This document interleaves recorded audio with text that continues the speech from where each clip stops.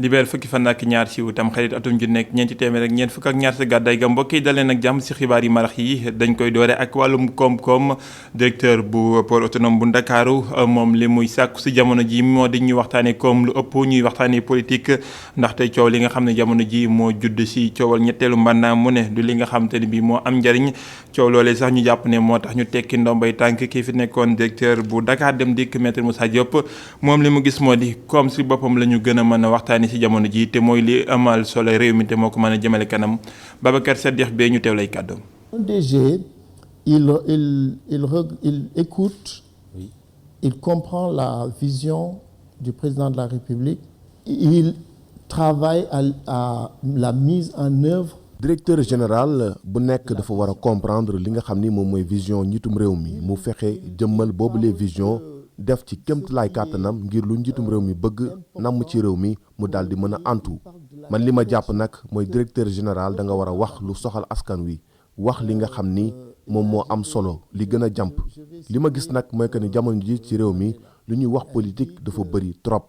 damay tudd ki nga xam ni moom mooy Nelson Mandela moom dafa doon faral di wax ni nag gis-gis bu àndul ak jëf dafa mel ni gént wante gis-gis bu àndee ak jëf mën na soppi àdduna bi du ma wax ci troisième mandat damay wax li nga xam ni moom moo jàmp jamono ji damay tuddaat keneen ki nga xam ni moom mooy James Carville nekkoon conseiller bu mag bu Bill Clinton ci élection présidentielle bu Amérique bu atum 1992 ban ko laajee lan mooy pexe bi ngir candidat mën a gagné li nga xam ni moom mooy joŋante yi moom li mu wax moom mooy sujet économique yi. L'élection de 92 c'était quoi la solution c'était quoi il disait the economy is stupid. mu ngi noonu seen ngeen ko moo nekkoon ganu ko Mamadou Ibra Kane ci émission bi ñu duppee jury du dimanche wax na ci lu jëm ci port autonome bu Ndakaaru ak li nga xam te ni bii moo jëm ci terminal pétrolier bu réewum Sénégal mu ne danañ ko dénk lu toll ci juróom-ñaari entreprise yoo xam ne ñoo nekk fii ci réewum Sénégal loole nag dinañ ci dëppoo ko mbooleem li nga xam ne moo di loi bi nga xam ne moo jëm ci contenu local Ababacar Sadikh Bèye li mu bëgg tamit moo di li nga xam ne moo di port bu Ndakaaru nekk port boo xam te ni bii moo gën a suqaleku ci dendu Afrique dinañ ci dikk bala ñoo daaneel yi la jotaayu xibaar dañuy wutali sa diwaanu Tambacounda foofe nag coow li nga xam ne moo judd ci diggante ay dëkk ci wàllum suuf yooyu tamit dafa nekk loo xamante ni bii jamono ji war nañ koo mën a waxtaanee ak organisation yi nga xam ne ñoo fa taxaw jamono ji ñoom nag ci wàllum coow li judd ci diggante MFDC ak ñi nga xamante ni bii moo di nguurug Sénégal ngir jàmm del ci Casamance ñoom it nee nañu am nañu proposition yoo xam ne teg nañ ko ci table ñi nga xamante ni bi ñoo di ndawal réew mi ci pencum ndaw réew mi di élément Ousmane Demba boo xamante ni bi it moom it dinañ ci dikk bala ñoo daaneel bi la jotaay xibaar wutali diwaanu Bargny am nañu seen quai de pêche boo xamante ni bi moom nañ ko daloo jamono ji ministre bi yor wàllum napp gi ak comme mi tukkee ci biir géej gi moo xam ne lu ni mel ci tànki nemmeeku yi mu fa amaloon ki nga xam ne moo di meeru Bargny nag moom li muy sàkk moo di jamono ji Bargny bokk ci gox yi nga xam ne ñoo gën a bijjeeku te gën a taxaw ci wàllum koom bi jóge ci géej gi ci diwaanu Ndakaaru loolee mooy li nga xam ne jublu nañ ko te lancé waale nañ fa li nga xam ne moo di ñaareelu phase bi nga xam ne moo jëm ci programme bi ñuy joxe ay subvention maanaam daal di def ndàmpaay jàppale ci moteur yi nga xam ne moo jëm ci wàllum gaal gi Babacar Seck. nguur gi jox na quai de pêche bu Bargny bi nga xam ne dañ ko tabax bees commune bi loolu ki ko jëmmal mooy ministre bi ñu dénk wàllu napp gi. quai bi ñu def ko fii te def ko ci école yu bëri ci nguuru ak président Macky Sall moom la ñu jébbal maire bi ak commune municipalité Bargny parce que loolu la ñu doxale concession la bu ñu koy jox parce que dañoo jàpp ni d'abord moom xam na ni démembrement état la kon ñu di neen la suñu biir la moo gën a jege loolu mooy décentralisation acteurs yi mën a di dund ak ñoom mën a def li ñu naan toute concession ci gannaaw entre moom ak acteurs yi mu mën ko surveiller. ñaareelu phase programme moteur yi nga xam ne dañ ko subventionné tàmbali nañ ko ci Bargny. ci niveau 20 000 moteurs yoo xam ne ku ci ne day jàppale nappkat bi ci 1 million de subvention may fàttali ni état bi di jënd pour yéen état ministère di jënd pour nappkat bi mooy jëndal boppam ñun dañuy subventionné. ak quai de pêche bi commune bu Bargny am na yéene nekk barab bi jiitu ci wàllu napp ci département bu Tëngéej. parce que fii ci gannaaw am na benn complexe frigorifique bu ñu prévoir fii ci gannaaw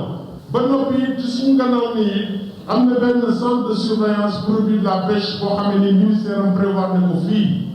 beneen bi mooy marché bi nga xam ne APIX moo koy financé banque ñu war ko def fële mu mel ni ku gis yooyu yëpp ndànk-ndànk mais fi ñu nekk nii tey dina doon ci ëllëg mooy suñu ambition premier pôle de pêche du département voire de la région de Dakar. ci atum 2020 bi junni ci ay moteurs yu ñu subventionné ci lu tolloog 1 million état bi dina ko jox nappkat yi.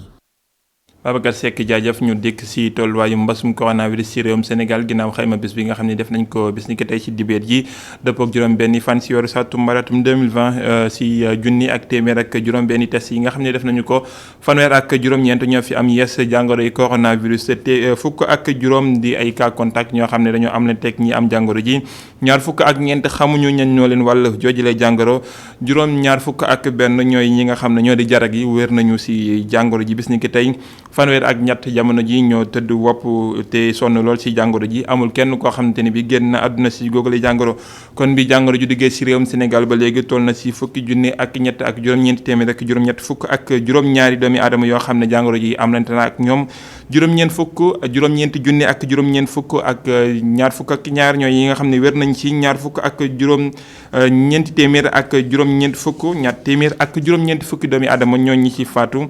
kon jenn jamono ji ñetti junni ak juróom-ñaar téeméer ak juróom-ñaar fukk ak ñeent mooy ñi nga xamante ni bi ñoo tëdd nekk si loxoy docteur yi si jàngoroy coronavirus niñ leen ko junjee woon léegi nag la ñuy del siwaat si xibaar yi ak ki nga xam ne moo di Aboubacar Sadikh Bèye moom moo nekkoon gën ko Mamadou Ibra Kane si émission bi ñu duppee jeudi dimanche del siwaat na nu mu gën a yaatu si port bu Ndakaaru ak li nga xam ne moo di terminal pétrolier yi bu réewum Sénégal nee na nag dinañ ko dénk juróom ñaari kuréel yoo xam ne ay entreprise dañ yoo xam ne ñoo tënku si benn kuréel goo xam ne ñoom ñëpp si réewum Sénégal la ñu nekk ngir gën a doxee boobule anam waaye tamit lu jëm si li nga xamante ni bi moo di sàmmonteeg contenu local yi loi bi ñu ko war a joyantil jamono ji ñu ngi koy doxee tey nu mu gën a gaawee dina noppi Aboubacar Sadikh Bèye li mu bëgg moo di nee na port bu Ndakaaru gën a bokk si port yi nga xam ne ñoo gën a suqeeku si diwaanu Afrique tënku waxtaan wa ak Abdourahmane Ly. ngir respecter article 58 bu code pétrolier bi directeur port autonome de Dakar si jàkkaarloowam ak Mamadou Ibra Kane ngi yégle ni terminal pétrolier bu port bi dañu koy dénk benn consortium boo nga xamante ni ay entreprise privée wu réew mi dañu siy bokk Aboubacar Sadikh Bèye ngi xamle ni njiitu réew mi moo joxe boobee ndigal. Aujourd'hui, dans le cadre du Sénégal, c'est 100% octroyé au privé national. Si vous vous rappelez. terminal pétrolier bu port autonome de Dakar dinañ ko dénk nag ay entreprises yi nga xam ne dañoo boole seen doole. ndaxte bu ngeen fàttalikoo tuuti dañu defoon ab appel d'offre mu am juróom-ñaari entreprises yi nga xam ne dañoo sampoon seen ndënd léegi nag njiitum réew mi sàkk woon si ñun ñu fexe leen a boole ngir su ko defee ñu ànd liggéey loolu nag maa ngi fësal ni nag ak mbégte ni loolu lay antu na ndaxte jamono ji juróom-ñaari entreprise yooyu la déggoo nañ ci terme yi nga xam ni port autonome de Dakar moom moo leen ko proposé te nag dinañ ànd liggéey ak ay entreprises pétrolières. Créé qui va bénéficier de cette concession et qui va maintenant travailler avec les sociétés pétrolières. bu fekkee ni bokk na si yitte njiitu réew mi Macky Sall si ñu respecté loi bi jëm si contenu local Aboubacar Sadikh Bèye yitteem mooy yóbbu portu Ndakaaru fu sori ba ñu koy tudd bu baax ci Afrique royukaayam si wàllu googu mooy portu Singapour. Le port doit être un port industrie. Il peut pas seulement être un port classique d'embarquement et de débarquement. port waratul nekk bërëb bi nga xam ne rek marchandises yi dañuy dem ak a dikk dafa war a nekk ab port d'industrie dañu war a def comme Singapour ndaxte boo xoolee Singapour ak Dakar daanaka ñoo yam même bind dañu war di transformer marchandises yi di leen teg ci ay conteneurs ci ay bateaux ñuy dem di dikk fu nekk ci Afrique. Dans les navires pour aller un peu partout dans l'Afrique. si jàkkaarloowam ak Mamadou Ibra Kane directeur au port autonome de Dakar ñëwaat na si projet bi di portu Ndayane ñu xayma ko si 7 milliards si suñu koppar maanaam si ñett yi si suñu budget national Aboubacar Sadikh Bèye dem na sax ba ne boobule projet mooy projet bu gën a rëy si taarixu réew mi balaa moo yeggal di wax ni DP World moo ko nar a taxawal. Abdourahmane Ly coow li nga xam ne moo am sa dig-digalub Casamance ak li ko wër ak diggante ak réewum Sénégal loolee waa réew mi yëpp la war a soxal de gis-gisub kuréel gi nga xamante ni bii moo lëkkale ay kuréel yoo xam ne ñooy yëngu si wàllum société civile ngir jàmm sa diwaanu Casamance ñu leen di woy waaye COSPAC ñoom nag jamono ji dañoo amaloon ab ndaje sa diwaanu Sédhiou ak ñi nga xamante ni bii ñoo di ay ndawi réew mi si pencum ndaw réew mi ngir mën a waxtaan nag ba xool naka la ñu mën a daal di doxalee lu ñuy duppee ab feuille de route maanaam loo xamante ni bii dinañ ko mën a doxee ngir jàmm dellusiwaat si réewum Casamance si diwaanu Casamance si diwaan boobee sax ñu jàpp ne faaw nag waxtaan jibaat diggante MFDC ak waa nguur gi ñu ànd seek Ousmane Demba.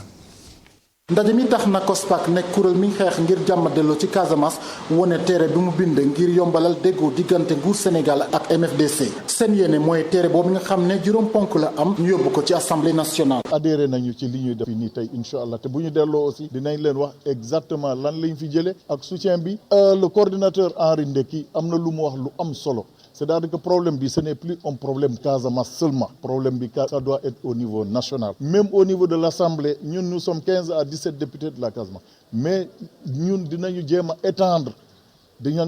étendre le problème au niveau des autres députés qui sont dans une région. Casamance, le Sénégal, donc il faut que nous wax leen ne que ils sont obligés ñu jàppale ñu. Nadia sànq nee na bu fekkee ne kii sa dëkkandoo bu néegam lakkee boobu demul jàppale soo moytul sa néeg yow dina takk jëppit. COSPAC rafetlu na taxawaay député yi nekk ca Casamance te nee na lu ñu xaarandi ci ñoom mooy fexe ba nguur gi jot seen bataaxal ba ñu mën a diisoo ak MFDC ni mu gën a gaawee. que Sénégal yëpp du nar a dugg ci ñoom nga nekk Saint-Louis nga nekk Matam vraiment luy riir Casamance dafa nar a soxal moo tax ñu ñëw si wan leen ko comme ça ñoom ñoo suñu njiit comme ça ñu mun ko yóbbu foofu pour vraiment mun ko partager ak ñeneen ñi pour que vraiment mu doon une question nationale pas seulement la question des 3 régions ñoo suñu voix. ndaje bi am ca Sédhiou samedi bi ci ay ñaan lañ ko tàmbale jeexale ko ak sottante xalaat ngir mboolem député yi nekk ca Casamance manko ak COSPAC ngir jàmm dellu ca bët Saalum réew mi. ñu jóge bët siin wutali bët gànnaaru réew mi Bokki Jawe di ab gox boo xam ne mu ngi nekk si diwaanu Matam jamono ji nag ñoom ñu ngay am ndox mu sell si nu mu gënee mucc ayib ginnaaw forage ba nga xam ne amoon na fa atum 1982 ba léegi loolee nag nekk ngëneel si ñoom ni nga xam ne noonu la ñu jotee si ndox mi ñu ne mittiwul waaye jamono ji nag ñu ngay ñaawlu ñàkk yeesal gi nga xam ne moo fa am waral ñuy wootee ngir ñu yeesal boobule bërëb nu mu gënee mucc ayib tànki nemmeeku la fa amaloon Momar Alice Niang. jot ci ndox nekkul ay gént waaye lu ñu mën a teg ay gët la ci Bokki Jawe di dëkk bu nekk ci département bu Matam sorewul dara ak ci loñ askan wi fi yeewoo am nañu forage bu mag boo xamante ni war nañ cee sant bu baax seeni waajur yu jigéen. forage bi mu ngi juddu ci at 1985 grâce à l'Union générale des travailleurs sénégalais en France avec Sali Ndongo. lu tax ñu indi forage bi c'est que jigéenu dëkk yi dañoo bëggoon def un jardin maraîcher de 4 hectares donc ensuite donc on a ñu sollicité yenn bailleurs de fonds. Bokki Jawe mooy dëkk bi nga xamante ni njëgub ndox mi ci diwaan bi yëpp daanaka fii la gën a yombe. ndox ni ñu koy jaayee fii moo gën a moins cher que li ñuy jaay ci yeneen dëkk bi parce que fii mètre cube 175 francs lañ koy 175 francs pour ñi koy naan maraîchers yi am na lu ñu leen koy jaay xaw ma 100 francs la ñi nekk ci borne fontaine bi 150 la alors que boo génnee ci yeneen dëkk yi ñu ngi koy jaayee 300 400 par mètre cube. jot ci ndox moomu ak njëg mu yomb tax na ba ñu mën a amal ci dëkk bi ay activités yu bare yu demee na ko maraîchage. gila forage o fuɗɗi minen kam min joɓata mètre cube o ko 100 francs 100 francs noon nogas ene newani demowo fof wuro ngo noon yoɓata ko 35 ɗum ɗon noon min mbaɗi ɗum ko hamɓe ɓe mbaɗi min encouragé emin belti e ɗum emin jettaɓe e ɗum ɗon. donte nag ndox am na fi askan wi yeewoo ci Bokki Jawe lenn rek la ñuy jooy mooy jafe-jafe yi ñu am ngir yeesalaat bureau comité de gestion forage bi te lenn waralu ko lu dul ay xëccoo ci wàllu politique. Momar Alice Niang jaajëfal leen mbokk ci teewlu bi.